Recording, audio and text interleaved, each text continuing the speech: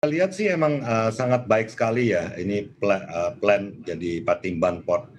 Untuk diketahui Patimban Port sendiri adalah nanti akan menjadi pelabuhan terbesar kedua di seluruh Indonesia ya. Jadi dia rencananya adalah kalau sampai selesai, dia akan memakan waktu sekitar 3 tahap sampai rencananya di tahun 2027 baru tahap ketiga ini diselesaikan. Nah, Mhm. akan terdiri dari apa sih? Sekitar 7,5 juta TEUs rencananya dan merupakan salah satu juga terminal mobil ya, terminal mobil terbesar nanti yang ada di Indonesia itu rencananya sekitar 600.000 mobil.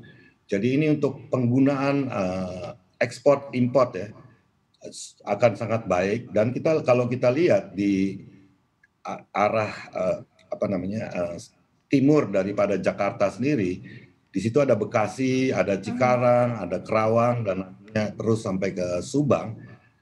Bisa dilihat adalah merupakan koridor ya, koridor daripada otomotif industri yang dulu di tahun 50-an atau tahun 60-an adalah di daerah Sunter situ ya. Dan Mhm. eventually itu akan moving ke sebelah timur. Nah, disitulah makanya kenapa Patimban ini dibangun dan merupakan sangat strategik ya menurut saya, akan mengurangi juga nanti kemacetan yang ada di Jakarta. Jadi kalau saya lihat multiplier effect daripada apakah itu soal kesempatan kerja, apakah itu improvement dari status sosial dan ekonomi daripada kawasan di Jawa Barat ini sangatlah strategik kalau saya lihat.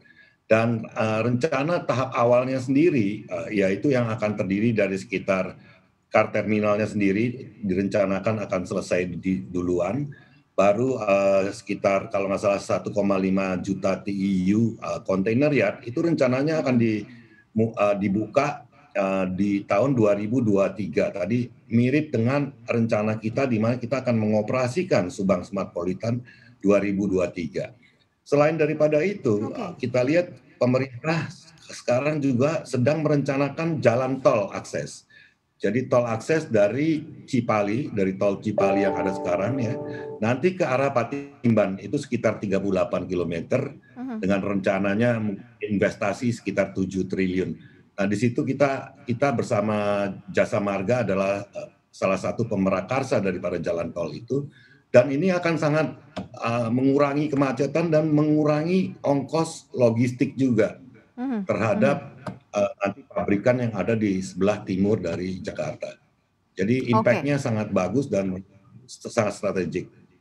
Ini sangat Demikian, menarik ya ya. berarti untuk, timeline di 2023 terus kemudian nanti selesai untuk, tahap tiganya di 2027 berarti untuk Patimban sendiri ya, Pak, ya? Ya, betul betul betul, ya. Oke, berarti sangat menarik. Nah, kalau ke depannya akan seperti apa juga rencana bisnis, kawasan industri untuk Surya Semesta Internusa sendiri, Pak? Jangka panjangnya akan seperti apa? Ini sudah jelas begitu ya, one plot gitu ya di situ. Kemudian kalau kita lihat dari sisi, pengakuisisian lahan, akan seperti apa nantinya Pak, planning-nya, Pak?